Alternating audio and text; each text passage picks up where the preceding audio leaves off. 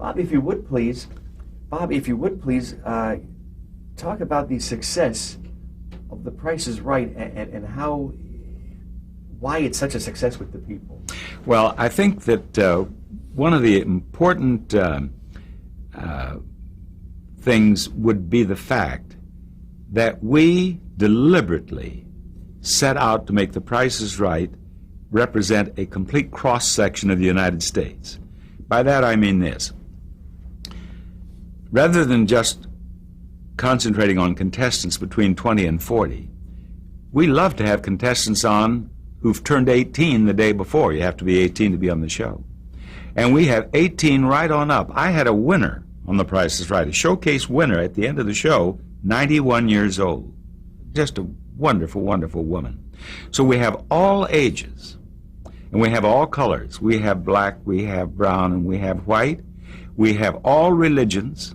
We have all the accents. We love a New England accent, a Southern accent, a Midwestern accent.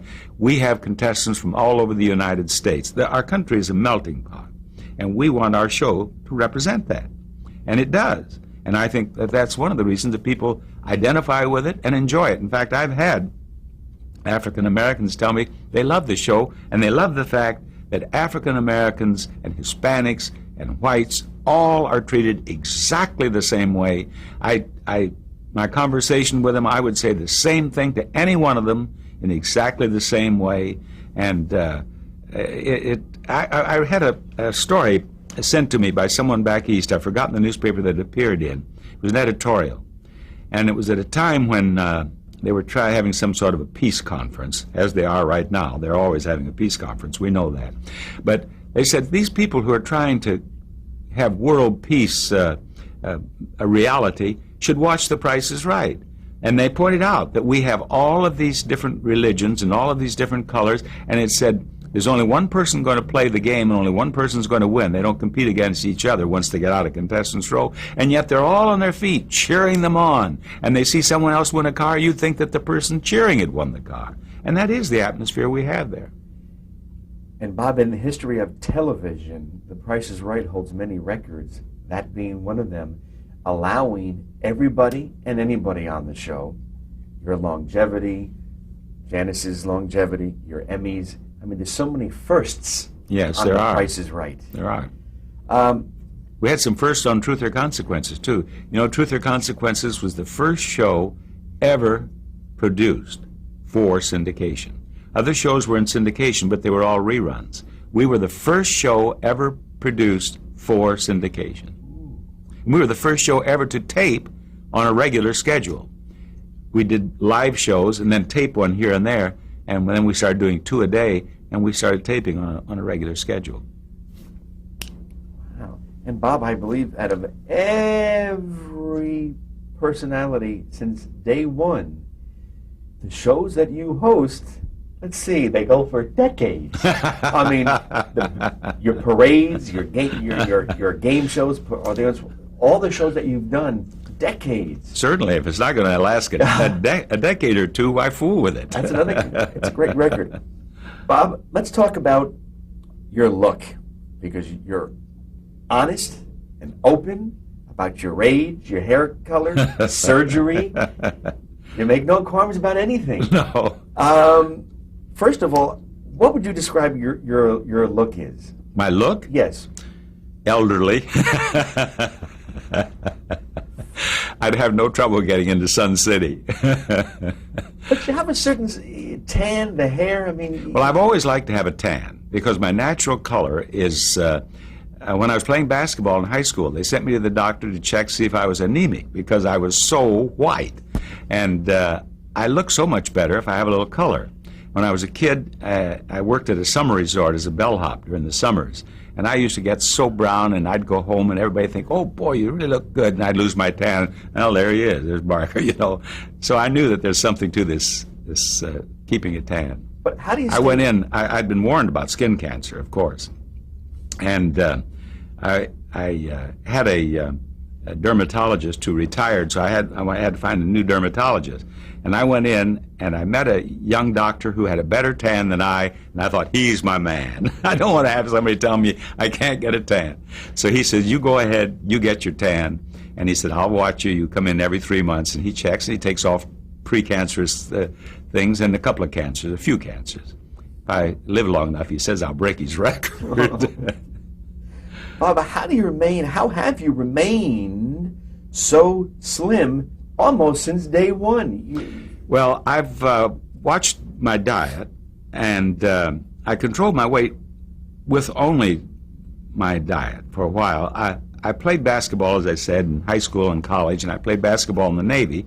But once I got out of the Navy, I didn't work out at all. But I had been in good shape at one time. Now, that lasted for a while. But as you start getting older, that can fade quickly. And one day my brother came over, and he was working out regularly. And he said, you don't have to sit there and get old. Why don't you start working out? And he bought me this book written by that Air Force officer on aerobics. And I saw that you could get a few points by just running in place. And I thought, now let's see. It says here 8 minutes and you get so many points. Well, that's what I'll do. Well, I started running in place, 60 beats a minute with your left foot. And I ran about 1.5 minutes, and I'm on the floor. I thought, 8 minutes, but I stayed with it. And I continued to do that. And then I went down to Miami Beach to do a pageant. And I walked in, and they said, what have you been doing? You look great. And I thought, hey, there's something to exercise, and I've never stopped. What about the karate? Well, I got into karate. I had Chuck Norris as a guest on Truth or Consequences. And he did a karate demonstration. And I not only had not done karate, I had never seen karate. And I was so impressed that I started taking lessons. And he used to come over to my house and give me a karate lesson, have a shower, and then he'd go down the street to an acting class. And that was before he'd ever even made his first movie, you know. I worked with him for 7 or 8 years and had great times with Chuck. One time, Chuck was working with me. We were sparring, and he kicked me right in here. And it hurt, but not just excruciatingly. And the next lesson in a couple of days, he couldn't be there, and his brother Aaron came over, and we were sparring, and he hit me right here with his fist, and it hurt. And, but not, you know, alarmingly. But it stayed sore, and it really bothered me. So I went to the doctor, and I said, you know, I'm so sore right here, and so sore here. He said, well, let me x-ray you. When he came in, he said, you know, I can understand why you're a little sore. He says you have 4 broken ribs, or 4 cracked ribs, you know. And that's what they'd done, you see. So my mother was living then, and I said, Mom, you know that Chuck kicked me here and broke 2 ribs, and Aaron hit me here, and he broke 2 ribs? And she said, I don't think you should play with those Norris boys anymore. That's funny. And Mom was right. Mothers are always right. Bob, you stay in great shape, man. Bob, let's talk about some of your guest shots on other TV shows. Let's start with Dinah Shore, because you were a semi-regular. Would you be so kind to tell how that came about? I was Dinah's most often guest. She was taping just down the hall from The Price is Right, and she used to have me on the show frequently. And I did old Truth or Consequences stunts on her show, and I did all sorts of things that we did one thing that I shall never forget. Dinah and Carol Channing was another guest on the show. Have you seen that tape? I have the tape. Have you had that tape? Well, you know what happened. Carol and Dinah are on the floor, and they have this exercise equipment, and I'm supposed to tell them if they lift their left leg, then her right arm but they got the thing hooked up wrong. And Dinah would lift her left leg, and Carol would go flying up over here. And of course, I just played it on that way because the audience was screaming. It was so funny. They used it at their Christmas party. They showed it at their Christmas party. We had a lot of fun on that show. Yeah, you were on the show about once every 13 weeks? Oh no, I was on more than that. Yeah, I was on often. I was on sometimes every week, sometimes every other week. Oh. Yeah, I was on it a lot. I had a lot of fun on the show.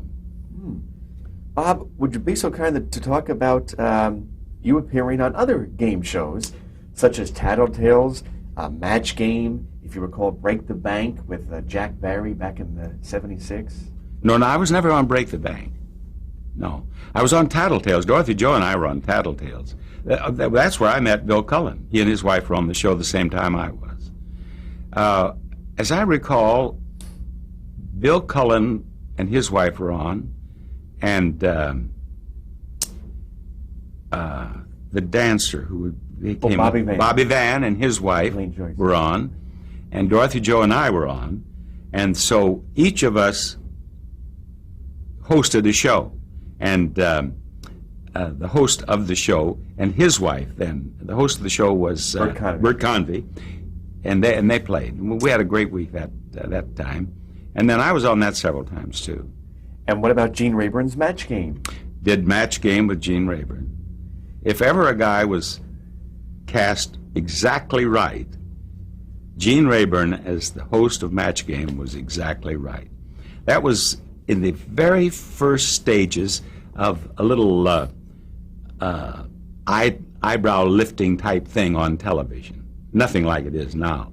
And old Gene played that beautifully. Yeah.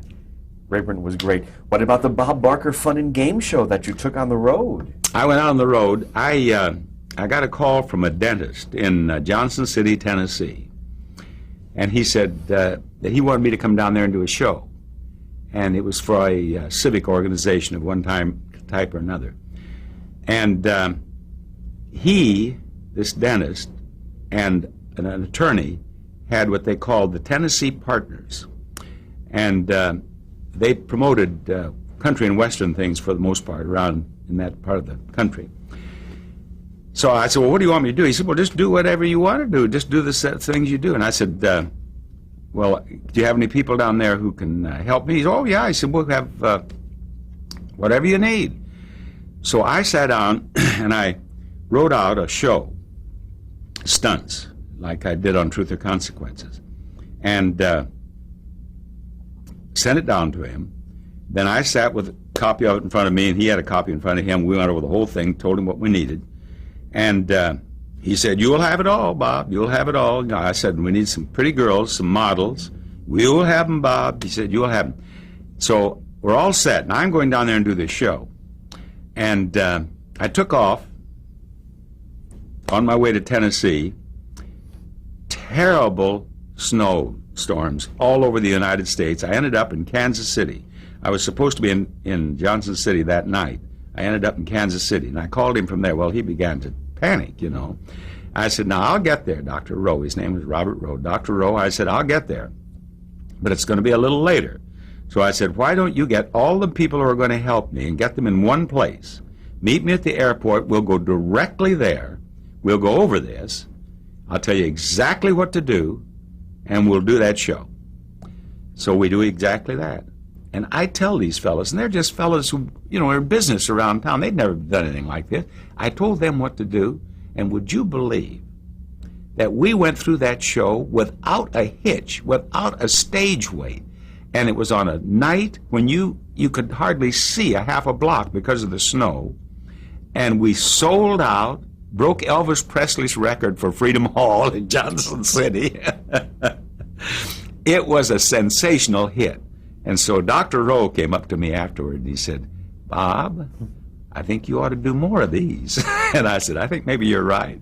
So they promoted them, and I went all over the country and did them for a few years.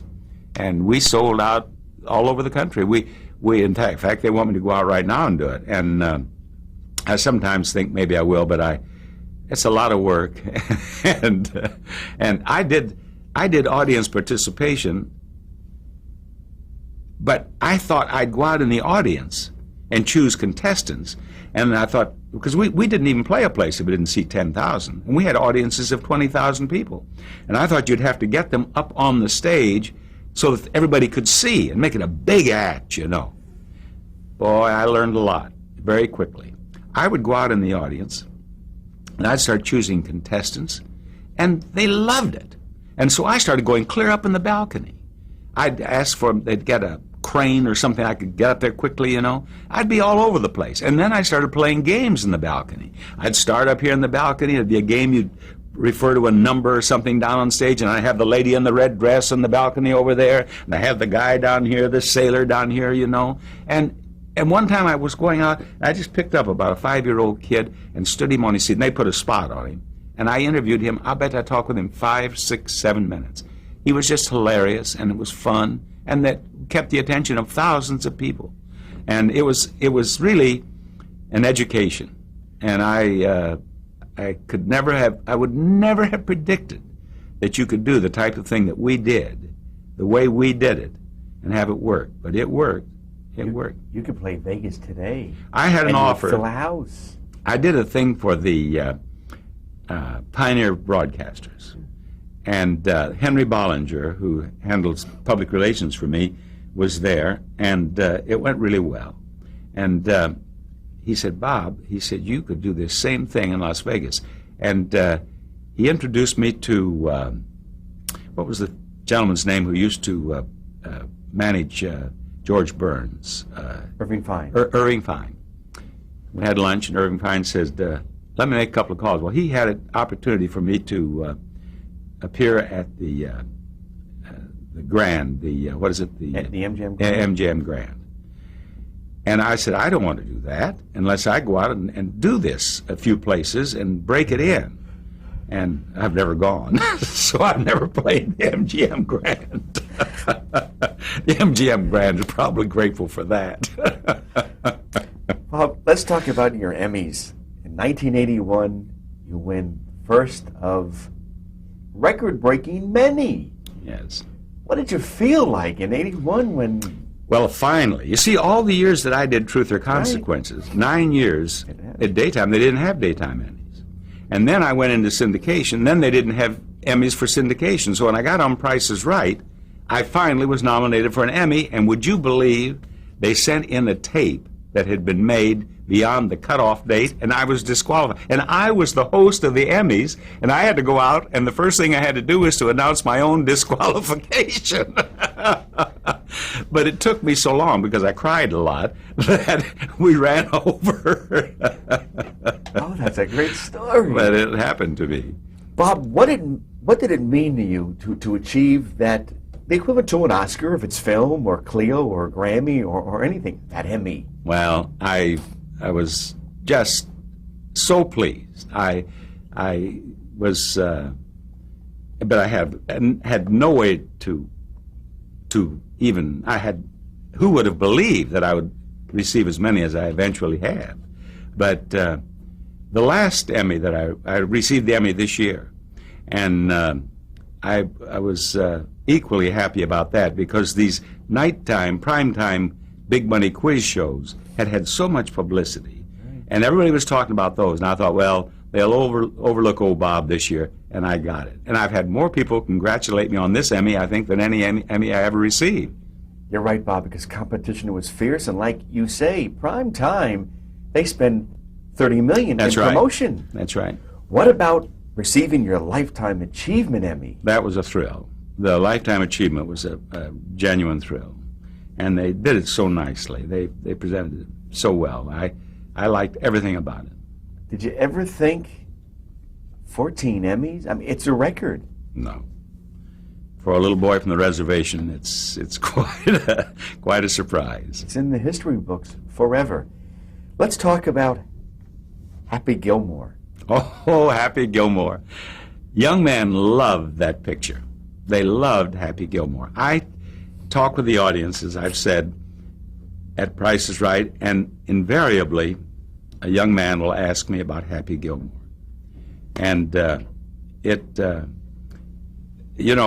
now Adam is a big star. Right.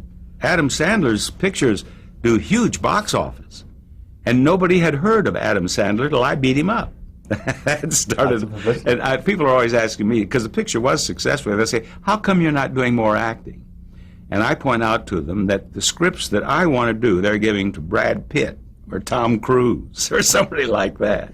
And I have one other thing that stood in the way of my picture career, I refused to do nude scenes. What about Something So Right?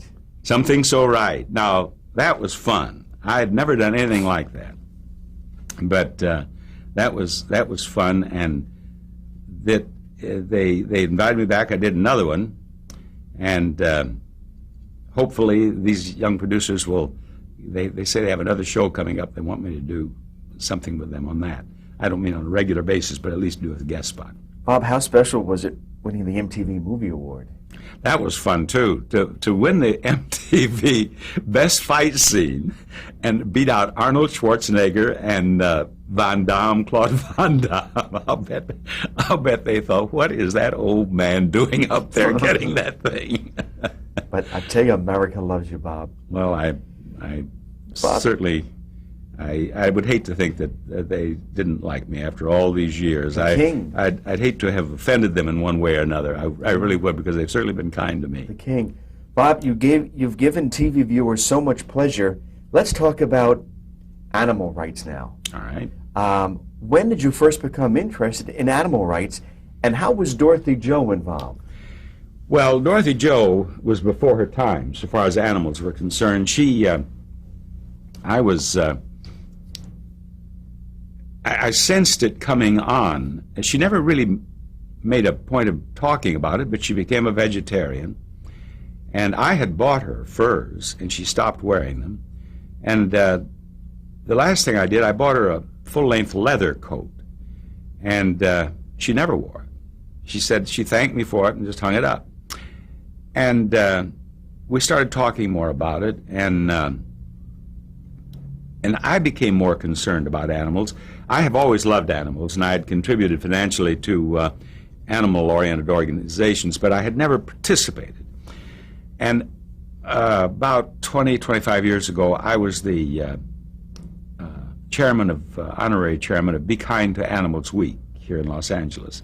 And as such, I did interviews on radio and television and newspapers, and I was invited by organizations to participate in their activities. And as I did and became more aware of the terrible exploitation of animals, I just felt compelled to do what I could to change the situation, and that's what I've been doing.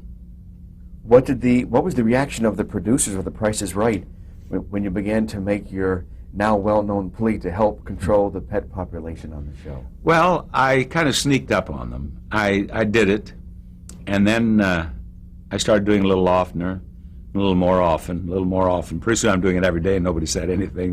They thought it was. That's not controversial. Some of the things are controversial. Fur is controversial. The furriers certainly don't like some of the things I've said. In fact, at one time I was the whipping boy of the fur industry. You couldn't pick up a trade paper without reading about what a bum I was. But it didn't concern me, because I have no respect for the furriers either. But spay-neuter, if you know anything about animals, you know there are too many cats and dogs in the United States. There are not enough homes for all of them. There are organizations all over the country trying to find homes for them, but they're not going to succeed because they don't exist. There aren't enough homes. There are too many cats and dogs. And the only solution is to have your pets spayed or neutered. And that's what I ask people to do. Bob, in summing up, what in your career is your proudest achievement, if you could pick one?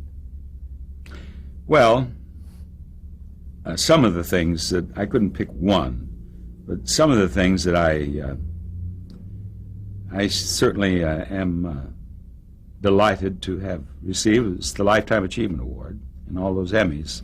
I'm certainly happy with those.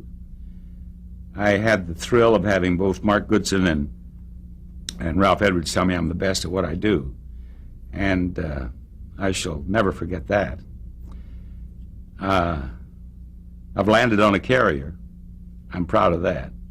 My wings of gold, I'm proud of those. Those are some of the things that come to mind immediately. Did you have a mentor when you were just starting out? Not when I was just starting out. If I had a mentor at all, would be Ralph. He's given me some advice along the way. I remember he He had been a host himself. Of course, he was still a host when I started doing the show for him. So many times, producers, they hire a young man, and then they'd start telling him how to dress, or how to comb his hair, or how to walk, or don't do this quite so often, and pretty soon they have him so uptight. Why'd they hire him if they, if they didn't like what he was doing? Ralph's first advice to me, after he'd hired me, he called me in. He said, "Bob, you are the star of Truth or Consequences." He said, "I want you to go out there and do the show the way you do it, the way you think it should be done." He said, "Don't imitate anybody." He said, "If anybody gives you any trouble, you come to me." Now, what better situation could a young guy have than that? That's the kind of man Ralph is. Great freedom. Bob, what would be your advice to an aspiring game show personality? Well, I get mail from young men in high school who would like to be television hosts, and I advise them to go to college and get a background so that they know a little bit about a lot of things. I don't say to go to college and study medicine or go to college and study architecture, but go to college and get a well-rounded education. And try to go to a college that has a communications department, hopefully one that has its own television station, or at least a radio station. And at the same time, try to get a job in a commercial station. Because I don't care how many classrooms you sit in or how many stations operated by a college or a university you work in, you're going to find something a little different when you go into a commercial station. Try to do that. And then when you're ready to go to work, go to a small market. I don't necessarily mean a tiny market, but don't go to Hollywood, come to Hollywood, and don't go to New York, because the best in the business are there, and you're not going to be hired. Get into a smaller market, and then get some tape on yourself, and just like if you're playing baseball in the minor leagues, work your way up, get to Omaha or Cleveland or wherever, and then eventually Hollywood, hopefully. Now, that's my advice. And then in doing the show, if I told them one thing, if one bit of advice I'd give is listen. So many hosts, inexperienced hosts, will ask a question, and then they're thinking about what they're going to ask next, and they miss this wonderful thing they had to go with if they'll listen. And if you listen, it's there for you. It's there for you. Just listen. Bob, almost 50 years, on a national level, 45, 46, in the public eye. How do people treat you in public? They treat me as if I were a next-door neighbor. I've never been a cowboy or a detective or a doctor on television. I've been Bob Barker. They've seen me with my wife on television. They've seen my dogs on television. They know me. I talk about my knee operation, my carotid artery, or whatever, and they've seen my hair become gray and all this, and they just feel as if I'm the guy next door. They'll say, "Hey, Bob, come on down," or "Hi, Bob. Got a refrigerator with you, Bob?" I love it. It just means that they watch me. Bob, just a few more questions, but we're going to change the last tape.